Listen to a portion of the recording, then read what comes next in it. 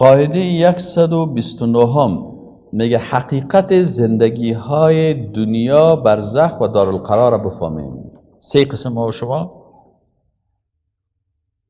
یک عالم است به نام علامه ابن ابوالعز حنفی.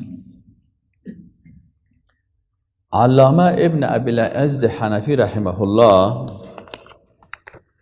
یک کتاب داره به نام شرح عقیده طحاویه. علامه ابن ابوالعز حنفی رحمه الله یکی از علمای بزرگ احناف است و این عقیدهش هم چون بسیاری حنفی ها که هستن چندین بخش تقسیم شدن. یک قسم احناف هستن که پیروان حقیقی امام ابو حنیفه رحمت الله علیه هستن، هم در عقیده هم در فقه،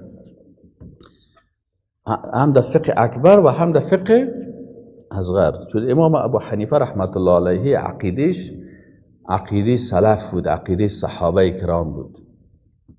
چون خودش عقیده سلف یعنی صحابه و تابعین و تابع تابعین، عقیده از اینا عقیده کتاب الله و سنت رسول الله بود.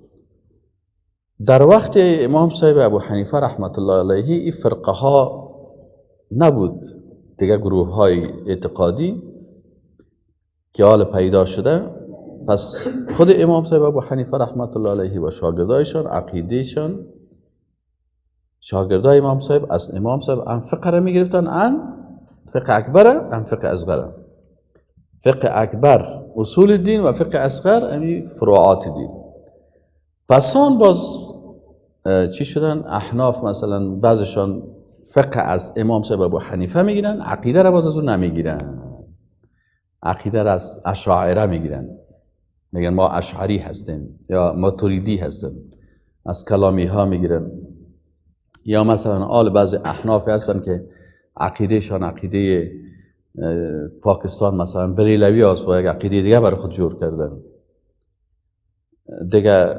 حتی بعضی کسا رو ببینی که ما یک تلویزیون از لندن و کسایی هستن که با خودشان چی هستن؟ قادیانی هستن، و احناف تکفیر میگه کافر هستن، لکن خودشان میگه ما حنفی هستیم. چطور هستیم؟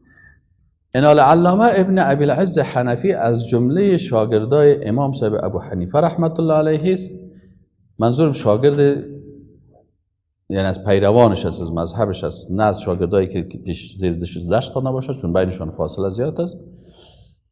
لکن عقیدهش عقیده بسیار صحیح است و کتابی که علامه ابن ابوالعز حنفی رحمت الله علیه نوشته کرده، شرح عقیده طحاویه، این کتاب از این آنقدر معتبر است که حتی در جهان عرب که کتاب از این تدریس میشه، حتی در پانتون ها و در مدارس سعودی امی چی میشه؟ تدریس میشه. یک وقت ما یک کم چی داشتیم، تعصب مذهبی داشتیم، باز بر از اونا میگفتیم که این عقیده تان سعی کنین، ما حنفی سیم این کتاب ما شما خود سلفی هم میگیرین، باز می کتاب عقیده ما را میخوان، گفتنی بهترین کتاب است. یعنی حتی سلفی ها متوجه هستین، حنابله، حنبلی ها یا کلشان این کتاب یعنی به حساب بسیار معتبر است بهش کلگی.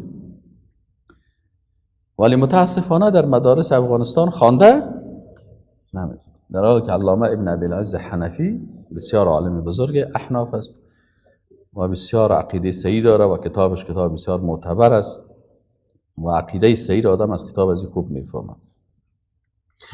این علامه میگه که زندگی ها که 3 قسم است. یکی زندگی اول در دار دنیا هست، دومش زندگی در دار البرزخ است، سومش در دار القرار است. این 3 زندگی میگه هر کدامش با هم فرق دارن. چی فرق دارن؟ میگه زندگی دنیا که است احکام بالای جسد است، بدن است، روح تابع ازی هست. حکم بالای جسد میشه، روح تابع چی است؟ جسد است در زندگی دنیا. در زندگی برزخ که است باز احکام بالای ارواح هست و بدن تابع ازو هست. و در زندگی دارالقرار آخرت که است بالای جسد و روح اردویش است، اونجا بالای اردویش است. این از سخنان از این عالم است که شرح عقیده طحاویه صفحه 392 است.